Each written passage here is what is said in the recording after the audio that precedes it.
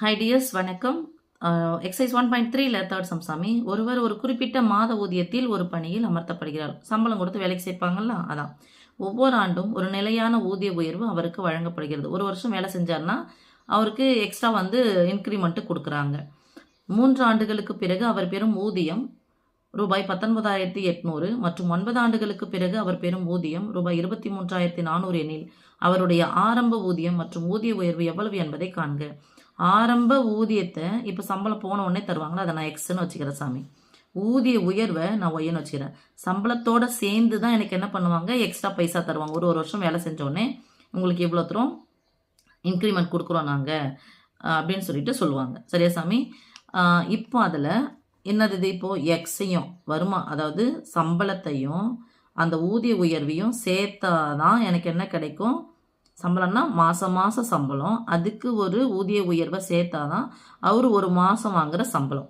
Okay, இப்போ அப்படி என்ன சொல்லிட்டாங்கன்னா 3 வருஷத்துக்கு அப்புறமா, ஓகேவா, 3 வருஷத்துக்கு அப்புறமா அவர் எவ்வளோ ஊதியம் வாங்குறாருன்னா 19,800. எப்போது சம்பளம் எக்ஸு, எத்தனை வருஷம், அப்போ ஒரு வருஷமாக அவருக்கு தராங்க இல்லையா, அப்போ எத்தனை வருஷத்துக்கு அப்புறமா அவருக்கு இது தராங்கன்னு சொன்னால் 3 வருஷத்துக்கு அப்புறமா. அப்போ ஊதிய உயர்வு ஒய் இன்ட்டு எத்தனை வருஷம், 3ஆவது வருஷம் இன்ட்டு ப்ளஸ் இது ரெண்டையும் சேர்த்தாதான் இது கிடைக்குது. ஓகே, அவங்க கொடுத்துட்டாங்க. எதை முறையில், நேர்மாறு அணி முறையில் கேட்டிருக்காங்க. இல்லைனா நம்ம எக்ஸ் ப்ளஸ் 3y இதிலே இதிலே சால்வ் பண்ணிட்டு போயிட்டே இருக்கலாம். அவங்க ப்ராக்கெட் இது கொடுத்ததுனால நம்ம இப்படி தான் போடணும். நான் கொடுக்கலனா, ஒருவேளை இது கொடுக்கலனா நீங்கள் 9th படித்தது 8th படித்ததை வச்சு நீங்கள் போட்டுக்கலாம். சரியா சாமி? அடுத்தது பாருங்கள், அதே சம்பளத்தோட எத்தனை வருஷத்துக்கு அப்புறமா 9 ஆண்டுகளுக்கு பிறகுனா அது 9வது வருஷம் ஊதிய உயர்வு ஈக்குவல் டு எவ்வளோ சம்பளம், 23,400. ஓகே, இப்போ நேர்மாறு அணி மூலம் காணும்னு சொன்னால் கொடுக்கப்பட்டது ஒரு எக்ஸு, இது ஒரு எக்ஸு. அப்போது ஒரு எக்ஸு 3y 1 3 1 9 இன்ட்டு எக்ஸும் ஒய்யும் பெருக்கிட்டு கூட்டினா எனக்கு ஆன்சர் என்ன கிடைக்குதான், 19,800 23,400 கிடைக்குது.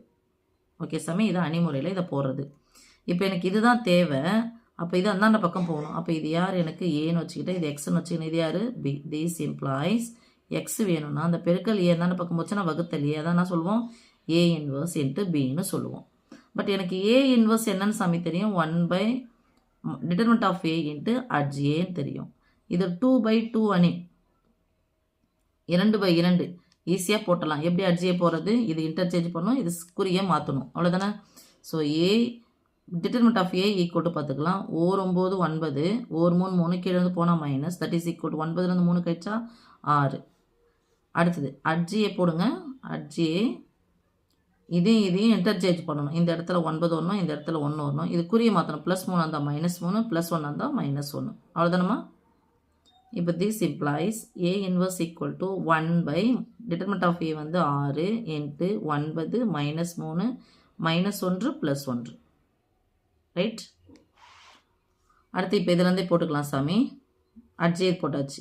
இது கூட இதை பிஏ பெருக்கணும், இது கூட இது பிஏ பெருக்கணும். இதை 100 வெளியே எடுத்துலாமா சார், பரவாயில்ல இருக்கட்டும். ஏ இன்வர்ஸ் இன்ட்டு பி, இது X equal to that is equal to A inverse என்னது 1/6. நாம் கான்ஸ்டண்ட்டாக வெளியே எடுத்துட்றேன். 1/6 இங்கே 9 -3 -1 +1 இன்ட்டு பியினுடைய மதிப்பு 19,800 23,400 தட் இஸ் ஈக்குவல் டு 1/6. 9 முறை இதை பெருக்கணும். முதல் நிரல் தான் இருக்குது. இதையும் பெருக்கணும், இதையும் பெருக்கிட்டு முதல் உறுப்பில் எழுதணும். 0 0 9 8 72க்கு 2 மீதி 7 9 81 81 7 88க்கு 8 மீதி 8 1 9 9 9 8 17 ப்ளஸ்ஸா, இது மைனஸில் போகுது. மைனஸ் மொத்தப்பட மைனஸ் 2 0 3 12க்கு 2 மீதி 1 3 9 1 10 மீதி 1 3 2 6 1 7. ஓகே ஓகே, அடுத்தது 1ஆல் தான் பெருக்கிறோம், அதே நம்பர் தான் வரும். உங்கள் மைனஸ், ஸோ 2வது நிலையில் மைனஸ் 19,800, இது ப்ளஸ் 23,400. திருப்பி ஒரு முறை பெருக்கிற சாமி. 2 0 போட்டு 3 12க்கு 2 மீதி 1 9 1 10. ஓகே, இப்போது ஒரு மைனஸ் வந்தால் கழிக்கணும், பெரிய எண்ணது சின்ன எண்ணெய் கழிச்சு பெரிய குறிப்போணும். 200க்கு 200 போயிடுச்சு. 78ல் 70 போச்சுன்னா மீதி 8. அப்போனா 8 08 வருமா? ரெண்டாவது நம்பர் 3 நம்பர் 200 போயிடுச்சா? ஸோ 70,000 சாமி. இது 1,78,000. மீதி 8,000 இருக்கும். 0 போட்டுக்கலாம். 0 போடலாம். இது 200 போனால் 0வா? இது ஃபுல்லாகவே 0 ஆகிடுச்சு. 78லேருந்து 70 போயிடுச்சு அப்படின்னு சொன்னால் 7லேருந்து 7 போனால் 0.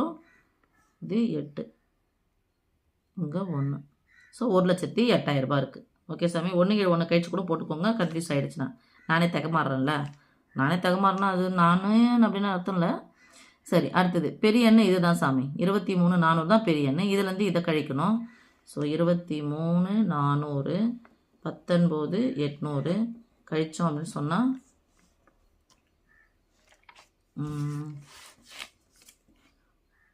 இடமாற்றம் செஞ்சால் 14, 14லேருந்து 8 கழிச்சா 6, இங்கே 2 இருக்குமா? இங்கே 1 கொடுத்துட்டான். 12லேருந்து 9 கழிச்சா 3, 3,600.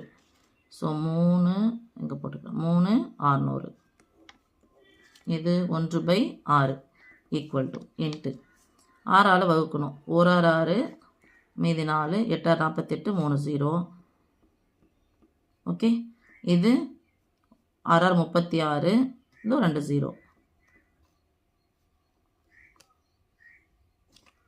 இது எக்ஸு ஒய். அப்போது இது என்ன சாமி எடுத்தோம்? நம்ம இது என்ன எடுத்தோம்? சம்பளம் எடுத்தோம்னா ஊதியம்னு எடுத்தோம். இது அந்த ஊதிய உயர்வு. அப்போ ஒரு வருஷமும் ஊதிய உயர்வு எவ்வளோ எடுத்து எழுதணும்? ஊதிய உயர்வு 600, மாத ஊதியம் 18,000 எடுத்து எழுதணும். ரூபாய் போட்டு எழுதணும். ஓகே சாமி, தேங்க்யூ.